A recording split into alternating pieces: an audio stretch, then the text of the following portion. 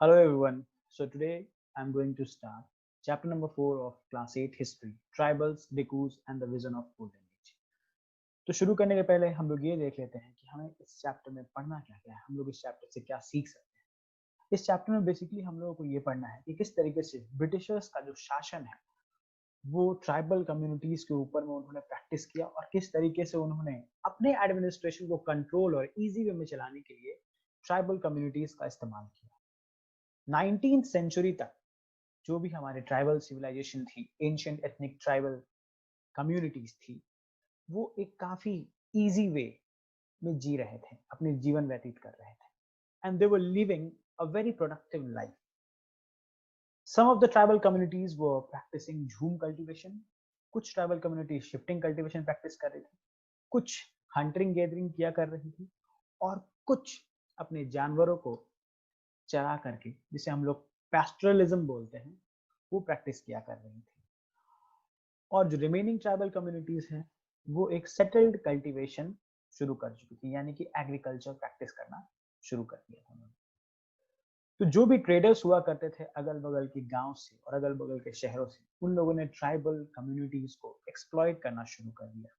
जब वो आया करते थे इनके साथ बिजनेस करने में, यानी कि गुड्स एक्सचेंज करने के लिए, तो इन्होंने उन्हें काफी कम अमाउंट में इनकी सारी वैल्यूएबल मेडिसिनल हर्ब्स ये सब ले जाया करते थे और काफी कम पैसा इन्हें दिया करते थे। ये लोग आदिवासी थे, इन्हें पैसे का वैल्यू ही नहीं पता था। माइनिंग एक इम्पॉर्टेंट इंडस्ट्री बनता है, तो फिर ट्राइबल्स कम्युनिटी के लोगों को फोर्सफुली यहाँ रिक्रूट किया जाता है बहुत ही लार्ज नंबर में, और इन्हें बहुत कम मेहनत आने पे काम करने को मजबूर किया जाता है। इस चैप्टर में हम बिरसा मुंडा की जीवनी को भी पढ़ेंगे, बिरसा मुंडा के लाइफ को भी पढ़ेंगे। सो बिरसा मुंडा कौन थे पहले ये जान लेते हैं संक्षेप में। Birsa Munda was a tribal freedom fighter and he was a folk hero of the Munda tribe and the leader of the millenarian movement in the tribal belts of modern day Bihar and Jharkhand। ये एक freedom fighter भी थे, इन्होंने एक बहुत बड़ा movement अपने समुदाय में, अपने ट्राइबल कम्युनिटी में चलाया था। तो चलिए हम लोग बिरसा मुंडा के बारे में इस कॉमिक्स के जरिए थोड़े और इंटरेस्टिंग वे में जानते हैं। तो Birsa Munda was an Indian tribal freedom fighter. He was a religious leader and folk hero who belonged to the Munda tribe. ये मुंडा ट्राइब से बिलोंग करते थे। He spearheaded an Indian tribal indigenous religious millenarian movement that rose in the tribal belt of the modern day Bihar Jharkhand in the late 19th century। यानी कि 19वीं शताब्दी के अंत में, अंतिम क्षणों में ब्रिटिश राज के खिलाफ इन्होंने एक बहुत ही अहम मूवमेंट लॉन्च किया था अपने मुंडा ट्राइबल पीपल की मदद से। तो इसी मूवमेंट ने इन्हें एक बहुत ही इंपॉर्टेंट फिगर बना दिया इंडियन हिस्ट्री का, और एक इंडियन इंडिपेंडेंस मूवमेंट के ये एक बहुत ही विख्यात फ्रीडम फाइटर कहलाए जाने लगे। तो आइए इनकी जीवनी पे थोड़ा प्रकाश डाला जाए। Birsa was born in the mid 1870s। 1875 में इनका जन्म हुआ था। ये एक बहुत ही गरीब परिवार में जन्म हुए थे। ज्यादातर ट्राइबल कम्युनिटीज जो होती हैं वो काफी गरीब ही होती हैं। ये जंगलों में रहा करते थे, भेड़ बकरी चलाया करते थे, फ्लूट यानी बांसुरी बजाया करते थे, और लोकल ट्राइबल पीपल का बहुत सारा डांस वगैरह होता है, ये डांस भी किया करते थे, डांसिंग इन द लोकल अखाड़ा। अखाड़ा का मतलब आप लोग जानते होंगे। सो ये इतने गरीब थे कि इनके पिता को इधर उधर काम की तलाश में जाना पड़ता था। You can see and enjoy the picture, बहुत ही अच्छा पिक्चर है। So as an adolescent, Birsa had heard tales of past uprisings among the Munda tribes and saw the Sirdar, Sirdar मतलब leader of the Munda community urging the people to revolt।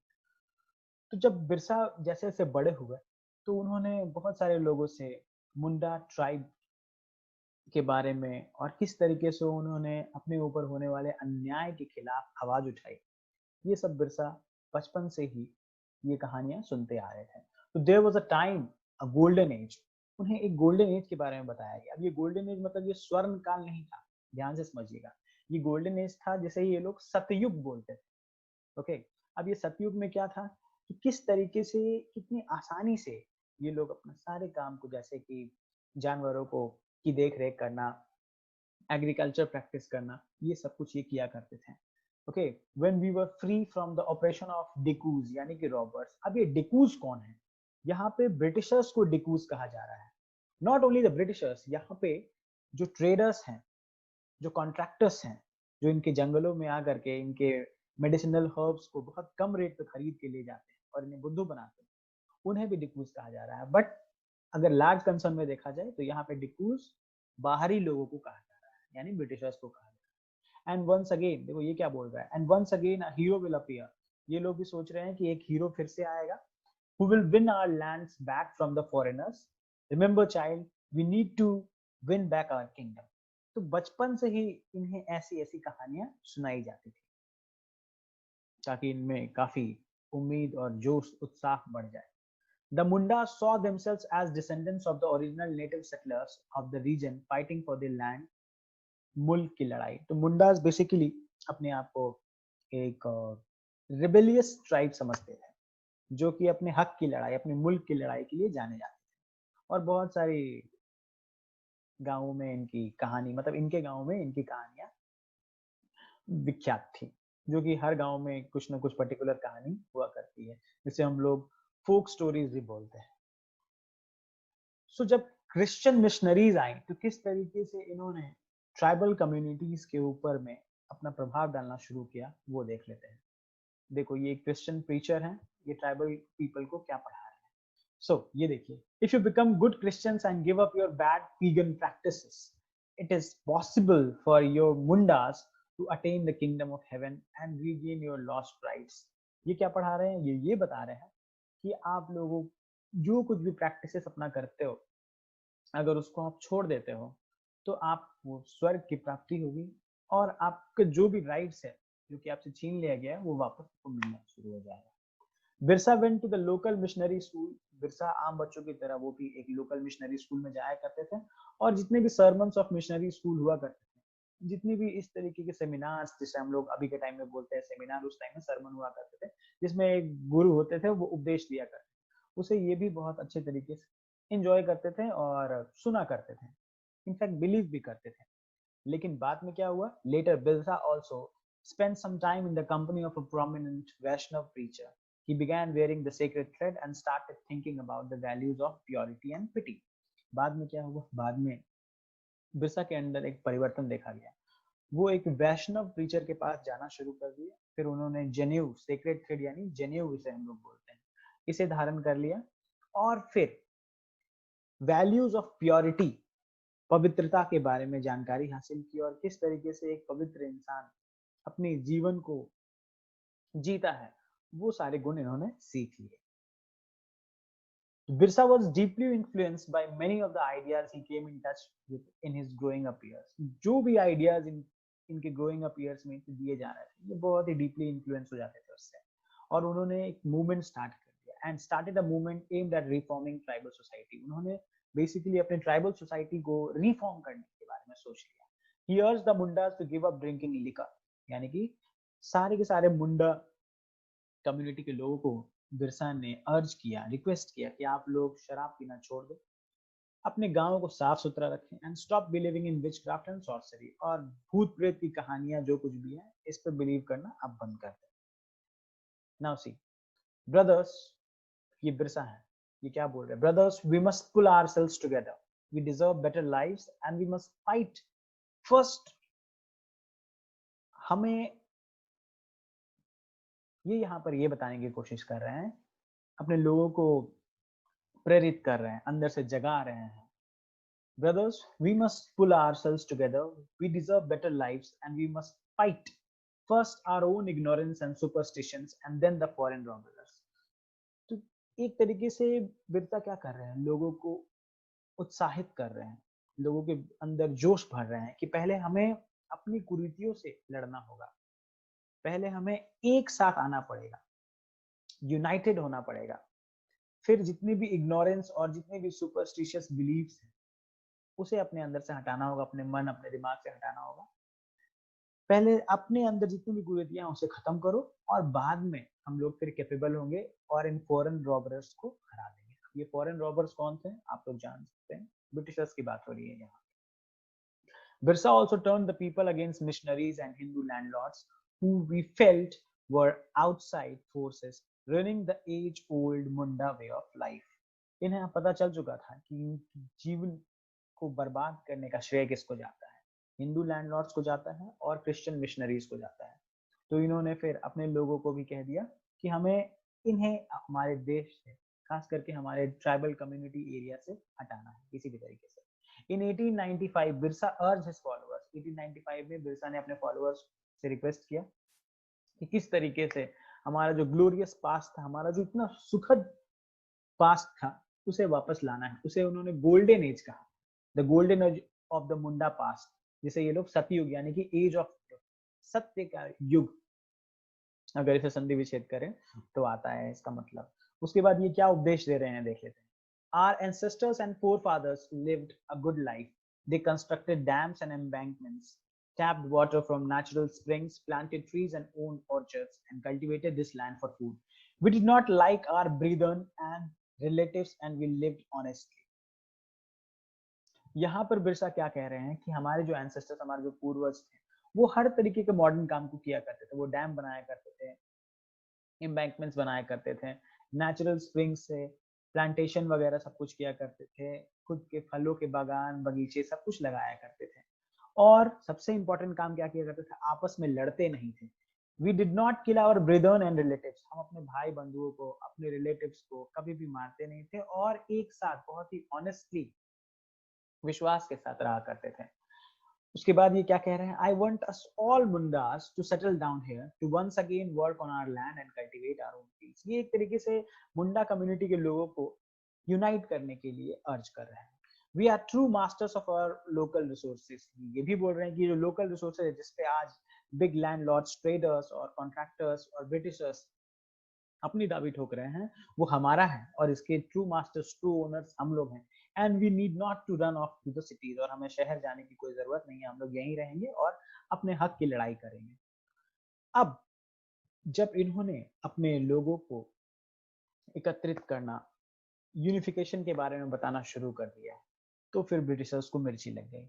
Now what worried British officials most was the political aim of the Birsa movement.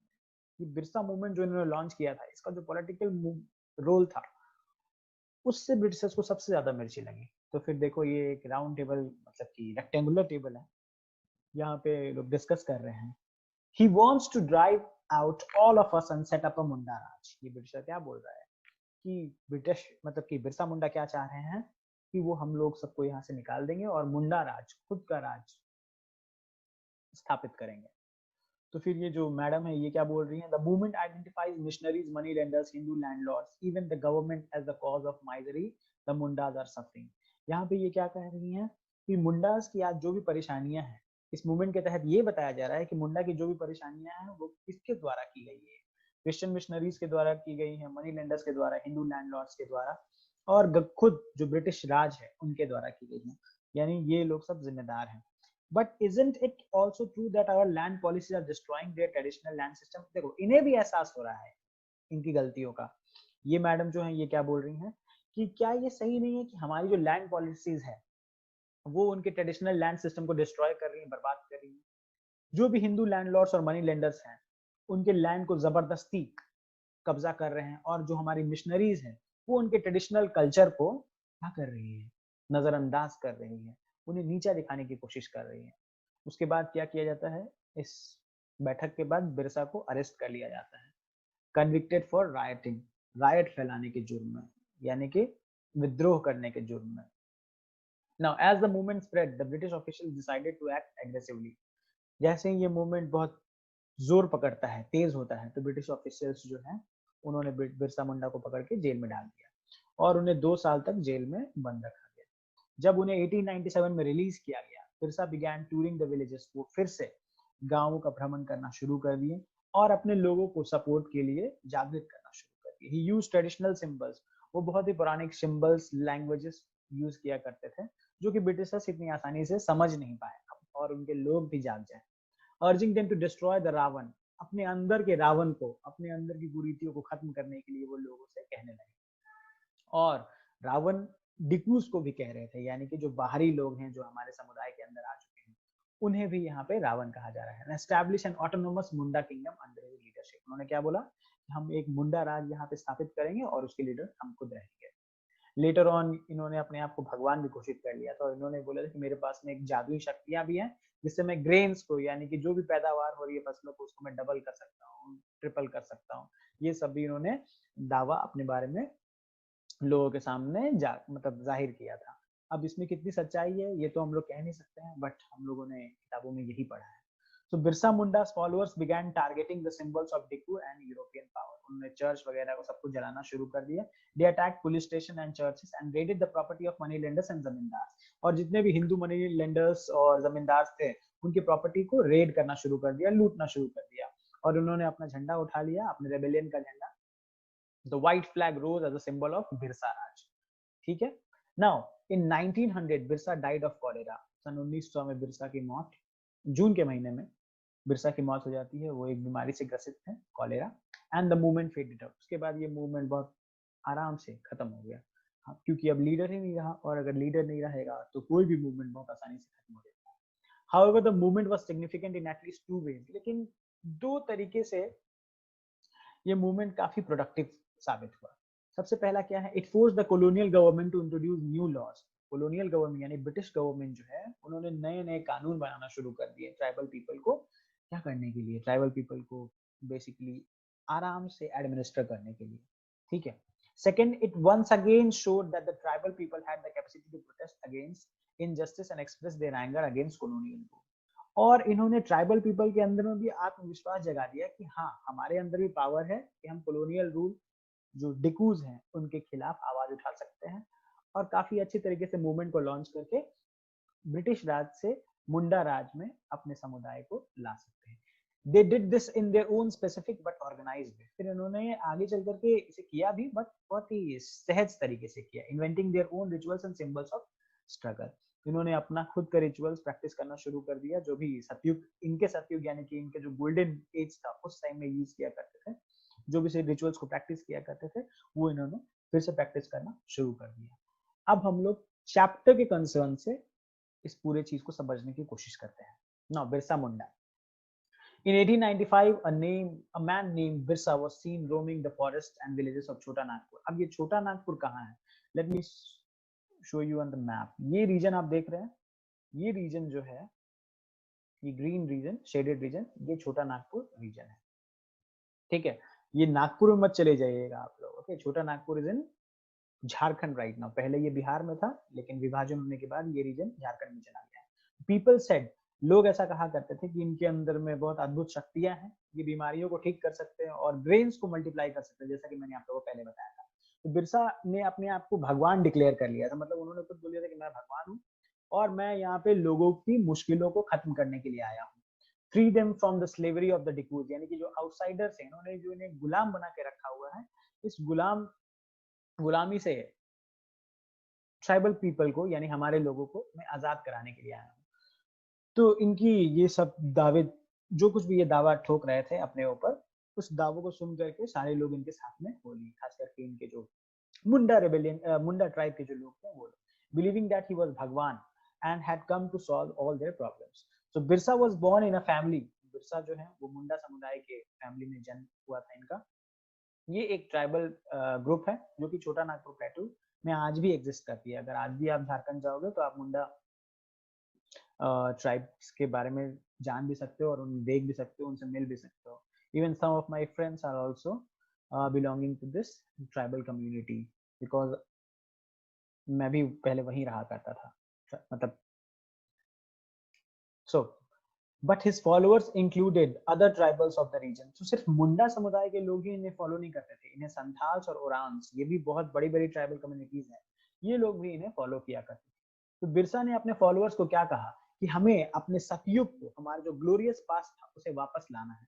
He talked of a golden age in the past, a Satyug यानी सत्य का युग, when Mundas lived a good life, constructed embankments, tapped natural springs, planted trees and orchards, practiced cultivation to earn their living।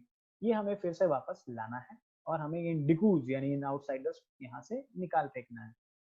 फिर उन्होंने ये भी बताया कि हमें अपने भाइयों को, अपने रिलेटिव्स को नहीं मारना है, बहुत ही ऑनेस्टली डील करना है आपस में, और उन्होंने फिर ये भी बता दिया है, Birsa also wanted people to once again work on their land, हमें फिर पहले की तरह अपने जमीन पे काम करना है, सेटल्ड एग्रीकल्चर प्रैक्टिस करना है और अपने फील्ड्स को कल्टीवेट करना है। नाउ ये सारा जैसे ही ये मूवमेंट लॉन्च होता है बिरसा मुंडा के द्वारा, ब्रिटिश ऑफिशियल्स बहुत ज्यादा घबरा जाते हैं, बिकॉज उन्हें ये पता चल चुका था कि ब्रिटिश मुंडा राज अगर स्थापित हो गया तो ये जो ब्रिटिश राज है ये टोटली क्या हो जाएगा, खत्म हो जाएगा। The movement identify all this forces as the cause of the misery of the Mundas were suffering. In 1900 Birsa की मौत हो जाती है कॉलेरा से और ये मूवमेंट भी धीरे धीरे खत्म हो जाता है। The same thing which we studied in the previous slides or in the written over here for your notes. Okay, now let's start this portion. How did tribal groups live? Tribal groups जो थी वो किस तरीके से रहा करती थी, अब हम लोग ये देख लेते हैं।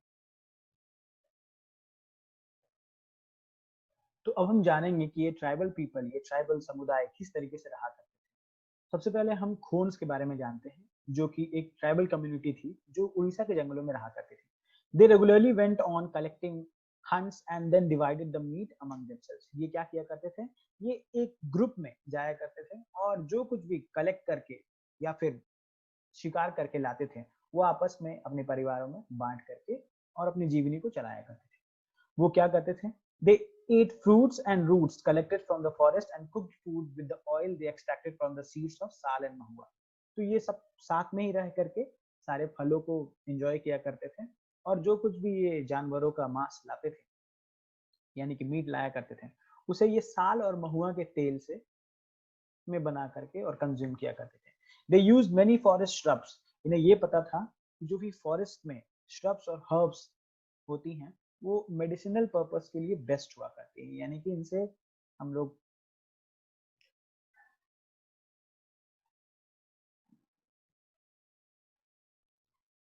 तो ये जो कुछ भी फल वगैरह लाया करते थे, कंद मूल लाया करते थे, उसे ये बहुत अच्छे तरीके से अपने ग्रुप में बैठ करके खाया करते थे और जो कुछ भी ये खाना बनाते थे अपना, वो साल और महुआ तेल में बनाया करते थे, जो कि ये साल और महुआ के बीज से ही तेल को निकाला करते थे। इन्हें मेडिसिनल पर्पस के लिए जो भी फॉरेस्ट श्रब्स और हर्ब्स मिला करते थे उनके बारे में इन्हें बहुत अच्छे से पता था और ये सारे श्रब्स और हर्ब्स को अगल बगल के लोकल मार्केट्स में बेचा भी करते थे। जो भी लोकल वीवर्स यानी कि जुलाहे और कपड़े बुनने वाले या फिर लेदर वर्कर्स जो चमड़े को काम करते हैं, वो लोग को अगर कुछ भी कलर्स वगैरह चाहिए होता था तो वो खून ट्राइब्स के पास आकर के और उनसे कलर्स लिया करते थे। और ये जो खून ट्राइब की जो मतलब ये जो लोग हैं ये कहाँ से लाया करते थे ये कलर्स को, ये कुसुम और पलाश के फूलों से कलर्स को निकाला करते थे। अब ये पलाश का फूल कैसे दिखता है, ये देखिए, तो ये पलाश और कुसुम के फूलों से कलर्स लाया करते थे और जो लोकल वीवर्स और लेदर वर्कर्स हैं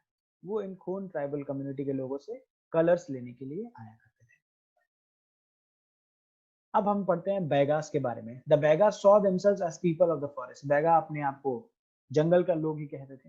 who could only live on the produce of the forest. और ये जो कुछ भी फॉरेस्ट में प्रोड्यूस होता था उसी को कंज्यूम करके जीते थे। It was below the dignity of a Baiga to become a labourer. मतलब ये अपने आप को लेबर के रूप में कभी देखना ही नहीं चाहते थे। इनके आत्मसम्मान को ठेस पहुंच जाएगी अगर ये लेबर का काम करें, ऐसा इनका मानना था। अब हम लोग देखते हैं वन गुज्जर्स के बारे में। ये वन गुज्जर्स कहाँ, ये पंजाब की पहाड़ियों में पाए जाते थे। And the Labadis of Andhra Pradesh, they were cattle herders. ये जानवरों को चराया करते थे। मींस पैस्टोरलिस्ट एग्रीकल्चर जिसे हम लोग बोलते हैं या पैस्टोरलिज्म जिसे बोलते हैं वो प्रैक्टिस किया करते थे। द गद्दीज ऑफ कुल्लू, कुल्लू यानी कुल्लू मनाली, वो शेफर्ड्स, ये लोग भेड़ों का पालन किया करते थे। And the Bakarwals of Kashmir reared goats. और जो बकरवाल ट्राइब थी कश्मीर में जो पाई जाती है वो बकरियों को पालते थे। The Mundas of Chota Nagpur, the land belong to the clan as a whole. जो भी मुंडा ट्राइब जो छोटा नागपुर प्लेटो में रहा करती थी वहां पे पर्टिकुलर इंडिविजुअल लोगों का लैंड नहीं था, वो पूरा लैंड एक समुदाय का था। All members of the clan were regarded as descendants of the original settlers. सारे के सारे क्लैन के मेंबर्स को एक ओरिजिनल सेटलर के डिसेंडेंट्स के तौर पे देखा जाता था। वो had first clear the land. अब कुछ वर्ड्स का मीनिंग देख लेते हैं यहाँ पे। फैलो मतलब क्या होता है, फैलो मतलब होता है एक फील्ड लेफ्ट अनकल्टिवेटेड, मतलब कि खाली जमीन जिसे अनकल्टिवेटेड छोड़ दिया गया है। क्यों, ताकि सॉइल अपनी फर्टिलिटी को रीगेन कर सके। साल एक ट्री है, महुआ क्या है, ये भी एक ट्री है दैट इज ईटन और यूज्ड टू मेक अल्कोहल। महुआ से शराब बनाया जाता है। जैसे कि मैंने आपको बताया था कि ये मुंडा ट्राइब के जो लोग हैं ये पहले शराब भी पिया करते थे, लेकिन जब इन्हें बिरसा मुंडा ने अर्ज किया कि हमें शराब छोड़ देना चाहिए, तो फिर कुछ लोगों ने छोड़ भी दिया था। नाउ अब हम लोग ये देख लेते हैं कि how did colonial rule affect the tribal lifes. Colonial rule यानी ब्रिटिशर्स का जो रूल है, उन्होंने किस तरीके से ट्राइबल कम्युनिटीज के लाइफ को अफेक्ट किया है। The lifes of the tribal groups change during the British rule. जो भी ट्राइबल ग्रुप्स का लाइफ है, इतने सारे ट्राइबल कम्युनिटीज के बारे में हम लोगों ने संक्षेप में देखा, बहुत बुरे तरीके से ब्रिटिशर्स ने इन्हें इनके लाइफ को अफेक्ट किया है। दे ऑल्सो हैड टू पे ट्रिब्यूट टू द ब्रिटिशर्स। ना ही सिर्फ इन्हें शारीरिक मेहनत करना पड़ता था, बट बल्कि इन्हें ब्रिटिशर्स को ट्रिब्यूट भी पे करना पड़ता था। And discipline the tribal groups on behalf of the end, और मतलब ब्रिटिशर्स के खिलाफ, मतलब सॉरी खिलाफ नहीं, ब्रिटिशर्स के लिए इन्हें बहुत मतलब तन मन धन सब चीज से हमेशा अपने आप को समर्पित करने की जरूरत पड़ती थी। मतलब ब्रिटिशर्स इनका पूरी इस्तेमाल किया कर रहे थे। They lost the authority they had earlier enjoyed amongst their people and were unable to fulfill their traditional functions. जो भी इनकी शाख थी, जो भी इनकी इज्जत थी, जो भी इनकी डिग्निटी थी, जो भी इनकी अथॉरिटी थी अपने लोकल लोगों के ऊपर में, अपने लोकल कम्युनिटी के ऊपर में, वो सारी की सारी इज्जत, आत्मसम्मान अब खत्म हो चुका था। और तो और क्रिश्चियन मिशनरीज जो थी, वो इन्हें एक तरीके से धर्म परिवर्तन करने के लिए उकसा रही थी, ताकि ये अपने ट्रेडिशनल फंक्शंस, अपने ट्रेडिशनल रिचुअल्स, कल्चर सब कुछ भूल जाए। The British effort to settle jhum cultivators was not very successful. तो ब्रिटिशर्स ने क्या किया, जो झूम कल्टीवेशन है, जो शिफ्टिंग कल्टीवेशन है, उसे क्या करने की कोशिश की, खत्म करने की कोशिश की, लेकिन वो खत्म नहीं हुआ। तो ब्रिटिशर्स ने फिर फॉरेस्ट लॉज बना दिए। अब फॉरेस्ट लॉज और फॉरेस्ट लॉ का क्या इम्पैक्ट पड़ा ट्राइबल कम्युनिटीज के ऊपर में, हम लोग ये जान लेते हैं। So the British extended their control over all forests and declared that the forests were state property. Britishers ने क्या किया, जितने भी जंगल जिस पे ये ट्राइबल पीपल टोटली डिपेंडेंट हैं, उन्होंने बोला कि ये जंगल अब पूरा ब्रिटिश राज का है, ठीक है। Some forest were classified as reserve forest, कुछ फॉरेस्ट को तो उन्होंने रिजर्व फॉरेस्ट ही बना के रख दिया। For they produce timber which the British wanted. Timber यानी लकड़ियां चाहिए थी उस समय ब्रिटिशर्स को। क्यों चाहिए थी लकड़ियां उस टाइम में, क्योंकि रेलवे लाइन बिछाने का काम किया जा रहा था। पटरियां बिछाने की अगर काम की जाएंगे तो उसमें लकड़ियों का बहुत ज्यादा इस्तेमाल हुआ करता था उन दिनों, आज अब नहीं होता है, ठीक है। Some forest were classified as reserve forest for they produce timber which the British wanted. So in these forest people were not allowed to move freely. ये रिजर्व फॉरेस्ट जो थे, इसमें लोगों को फ्रीली मूव करने की आजादी नहीं थी, ना ही जूम कल्टीवेशन करने की आजादी थी। स्लैश एंड बर्न एग्रीकल्चर भी इसे बोलते हैं, शिफ्टिंग कल्टीवेशन भी बोलते हैं। ना ही वो फल तोड़ने के लिए और ना ही जानवरों की हंट करने के लिए, यानी कि जानवरों को शिकार करने के लिए वो लोग जा सकते थे। They decided that they would give jhum cultivation cultivator small patches of land. तो ब्रिटिशर्स ने क्या यहाँ डिसाइड किया कि जो भी झूम कल्टीवेटर्स है उन्हें हम छोटे छोटे जमीन के टुकड़े दे देंगे जंगलों में, कहीं दूसरे जंगलों में, और उन्हें बोलेंगे कि आप लोग यहीं पे रहो, and allow them to cultivate these on the condition that those who lived in this villages would have to provide labour to the forest department. लेकिन एक कंडीशन रख दिया, झूम कल्टीवेशन के लिए छोटे छोटे पैचेस ऑफ लैंड देंगे, लेकिन ये जरूर कह देंगे कि फॉरेस्ट डिपार्टमेंट को जब भी मजदूरों की जरूरत होगी तो यहाँ के लोगों को एज अ मजदूर उनके अंदर में काम करना ही पड़ेगा। So in many regions of the forest department established forest villages to ensure a regular supply of cheap labor. तो forest department जो ब्रिटिशर्स ने बनाया था, उन्हें बहुत ही cheap प्राइस पे, यानी कि बहुत ही कम वेज पे लेबर्स मिल जाया करते थे। Many tribal groups reacted against the colonial forest laws. बहुत सारे ट्राइबल ग्रुप्स ने विद्रोह किया colonial forest laws के तहत, के मतलब बेसिकली इन लोगों ने अपोज करना शुरू कर दिया। दे डिसोबेड द न्यू रूल्स, उन्होंने न्यू रूल्स जो भी बनाया था फॉरेस्ट डिपार्टमेंट ने उसे डिसोबे करना शुरू किया, और अपने पौराणिक जो भी प्रैक्टिसेस थी उसको फिर से शुरू करना, मींस प्रैक्टिस करना शुरू कर दिया। That were declared illegal. तो अब जो कुछ भी इलीगल डिक्लेयर हो गया, अगर आप वो करोगे तो फिर आपको सजा भुगतना ही पड़ेगा। And at times rose in open rebellion, और कभी कभी तो ये खुला विद्रोह घोषित कर दिया करते थे ब्रिटिशर्स के खिलाफ कि आ जाओ देख लेंगे जो भी होगा। सच वाज द रिवोल्ट ऑफ संग्राम संगमा इन 1906 इन असम। तो एक ओपन रिबेलियन है संग्राम संगमा, ये असम में हुआ था 1906 में। And the forest Satyagraha of the 1930s in the central provinces, और सेंट्रल प्रोविंस में 1930s में फॉरेस्ट सत्याग्रह हुआ था। तो these are some of the examples of the open rebellion which was organized by some important tribal communities in our country. So please like, share, and subscribe, and comment for more videos. And if you want the notes, please give your email ID in the comment section. Thank you.